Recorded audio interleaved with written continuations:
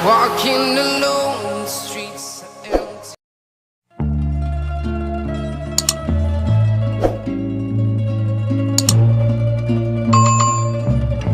Gadis tinggi, bertubuh ramping, berjalan gontai, sambil menundukkan kepala.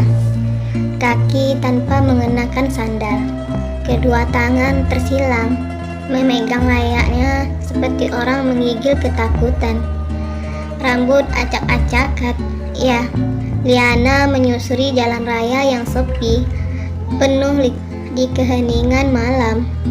Alhasil, entah kontak batin ataukah firasat diri, dengan kondisi psikis tersebut, Liana berhasil mencapai halaman minimarket tempat tinggal ayahnya.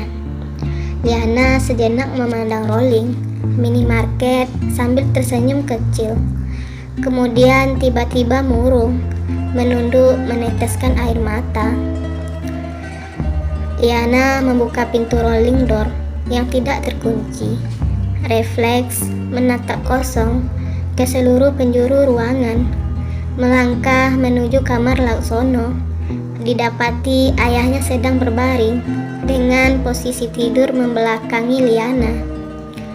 Langkah demi langkah mendekati papanya. Liana sejenak tersenyum, memandang wajah Laksono yang kondisi kedua matanya terpejam. Tidak beberapa lama, Liana keluar, meninggalkan kamar Laksono, berjalan melewati gudang minimarket. Tak disengaja, kaki milik Liana menendang kantong plastik hitam yang tergeletak di sudut ruangan. Berlahan Liana membuka kantong hitam tersebut yang berisikan selimut Raihan. Mimik wajah Liana tiba-tiba berubah drastis. Wajah memerah, air mata mengalir di pipi. Kemudian menyambar kasar kantong berisikan selimut Raihan tersebut. Lalu secepat kilat bangkit berlari keluar bangunan, membuang selimut tersebut ke tong sampah. Dengan nafas tersengal menuju meja kasir, mengambil kunci minimarket, lalu keluar mengunci minimarket tersebut. Dadah, Papa. Liana pergi bekerja dulu ya. Liana mengunci minimarketnya agar Papa bisa beristirahat dengan tenang, agar tidak memaksakan diri untuk bekerja membuka minimarket ini. Ucap Liana bersuara pelan sambil mengangkat, lalu memain-mainkan kunci di tangannya. Kemudian berlari kecil meninggalkan tempat tinggal, menyusuri jalan raya yang dibungkus sunyi malam. Han, please dong, angkat panggilanku, bentak Rio panik. Setelah beberapa kali mendial nomor kontak Han tidak dijawab, Rio berjalan dengan cepat menuju tempat parkir mobilnya, yang mana masih mengenakan pakaian tidur. Bergegas memasuki mobil, lalu menyalakan mesin mobil. Hah, Liana, kamu di mana? Kau menghilang di malam sesunyi ini, gumam Rio sambil menoleh ke kiri dan ke kanan jalan raya. Tetapi sepi. Rio tidak menemukan siapapun di jalan tersebut. Rio amati jam tangan. Jam menunjukkan pukul 1 malam tepat. Mudah-mudahan tidak terjadi apa-apa padamu, bisik batin Rio, masih terpampang wajah cemas, sambil menelusuri setiap liku jalan. Namun nihil, tidak menemukan Liana. Rio akhirnya mulai putus asa, memberhentikan mobil, lalu memukul kuat setir mobil. Tak berselang lama, terdengar deringan telepon genggam Rio. Tertera nama penelepon, Han. Bergegas Rio menjawab panggilan. Hei, kenapa kau tidak menjawab panggilanku? Bentak Rio gusar. Kau sekarang di mana? Tanya Rio. Nanti aku akan ceritakan semuanya kepadamu. Sekarang kau harus secepatnya menggagalkan rencana itu. Cepat kau buntuti mobil yang tidak berplat warna hitam itu.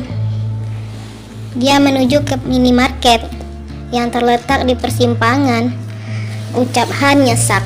Nafas tersengal terburu-buru. Aku tidak mengerti apa maksudmu, Han, bentak Rio. Perempuan itu menghilang. Aku sedang mencarinya, ucap Rio lagi. Apa? Hilang? Suara Han kaget di seberang. Iya, aku sudah mencari kemana-mana, tetapi tidak menemukan, jelas Rio lagi. Coba kau cari ke taman hijau, barangkali dia ada di sana, jelas Han. Kau harus secepatnya ke minimarket itu.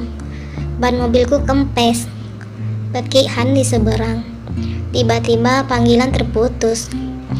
Bergegas Rio banting setir, membelokkan mobilnya ke kanan, mengemudi dengan kecepatan penuh. Rio mematikan mesin mobil, bergegas membuka pintu dan turun. Berjalan menyusuri taman hijau tersebut. Namun sepi, tidak ada siapapun. Hanya hawa dingin menusuk tulang. Dedaun pepohonan yang bergerak oleh tiupan angin malam. Air tasik tenang seperti sunyinya malam itu. Rio amati kursi taman, kosong, tidak ada yang menduduki. Pandangan mata Rio tercuri oleh bayangan tubuh di balik pohon rindang. Bergegas, Rio menghampiri pepohonan tersebut. Benar dugaan Rio. Liana duduk menundukkan kepala di bawah pohon rindang tersebut. Kondisi tubuh menggigil kedinginan, masih memakai baju tidur yang dikenakan ketika kabur dari rumah Rio. Baju terusan Kensi tipis hanya menutupi hingga ke betis. Rio berlari menghampiri Liana dengan nafas tersengal. Refleks tanpa berkata-kata, bergegas menggendong Liana dan berjalan menuju mobilnya. Sekujur tubuh Liana dingin seperti es. Bibir telah memucat, gemetaran karena kedinginan. Rio membuka baju tidur yang melekat di tubuhnya, memasangkan ke tubuh Liana yang telah menggigil. Nafas masih tersengal, bersamaan memandangi wajah Liana yang kaku memucat. Libido seorang lelaki dewasa mulai mengusik pikiran Rio. Bergegas Rio menepiskan pikiran tersebut.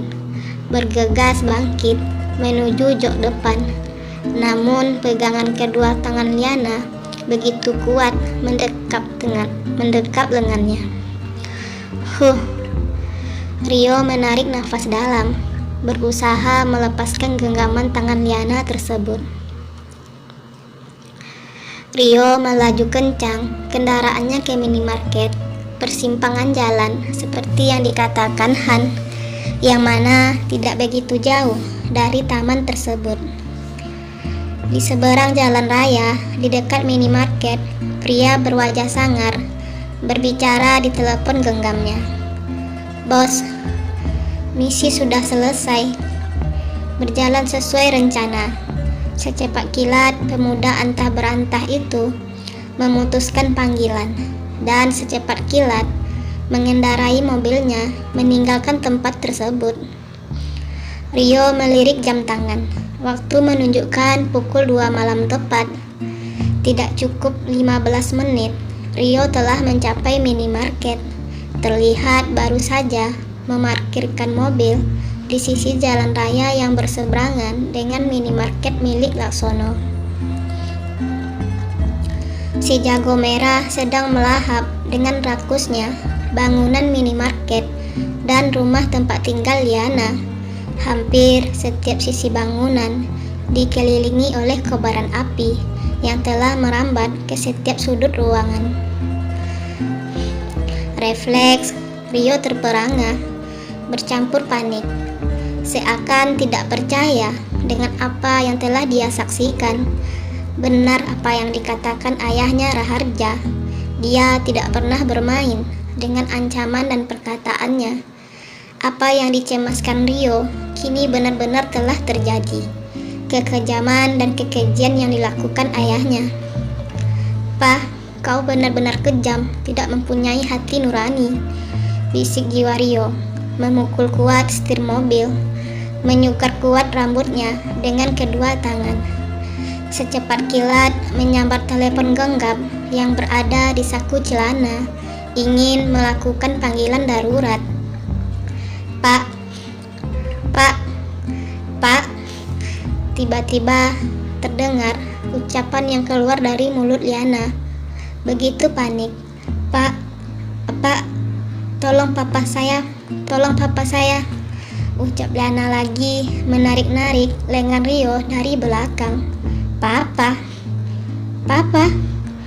Rio melongo, bercampur bingung dan gugup. Ulangi ucapanmu, ucap Rio meyakinkan diri. Bersamaan Liana bergegas, membuka pintu mobil, lalu turun dari mobil tersebut. Kemudian memukul-mukul jendela kaca, mengisyaratkan agar Rio segera turun. Hah, apa maksudmu? Jangan membuat aku semakin pusing dengan semua tingkahmu. Ayo sekarang pulang, bentak Rio menarik nafas dalam, bergegas membuka pintu mobil. Secepat kilat menyambar lengan Liana. Liana dengan kuat menepis pegangan tangan Rio, lalu berlari ke tempat bangunan yang dipenuhi kobaran api. Papa, maafkan Liana, Papa, teriak Liana panik, mondar-mandir ke sana kemari. Papa, tolong, selamatkan papaku, jerit Liana nafas sesak, bercampur isakan tangis. Liana kembali berlari ke tempat Rio yang sedang berdiri terpaku di depan mobilnya, menyaksikan apa yang dilakukan Liana. Pak, tolong keluarkan papaku dari bangunan itu. Semua salahku, telah menguncinya di dalam bangunan itu, ucap Liana sendu, menatap ke netra Rio sambil menarik-narik lengan Rio yang mana tubuhnya hanya mengenakan singlet putih. Tolong papaku terjebak di dalam bangunan itu, ucap Liana menghibah. Hidupku penuh dengan kesalahan dan penyesalan jika tidak menyelamatkan papaku, keluh Liana lagi. Bantu papaku, keluarkan papaku, isak Liana masih saja menarik-narik lengan Rio. Rio terpana, diam 1000 bahasa, mendengarkan ucapan Liana. Refleks mendorong kuat tubuh Liana dan menepis kasar pegangan tangan Liana hingga membuat Liana terjungkal. Apakah yang membuat Rio tiba-tiba berubah pikiran mendorong Liana? Apakah yang merasuki pikiran Rio? Akankah papa Liana terselamatkan?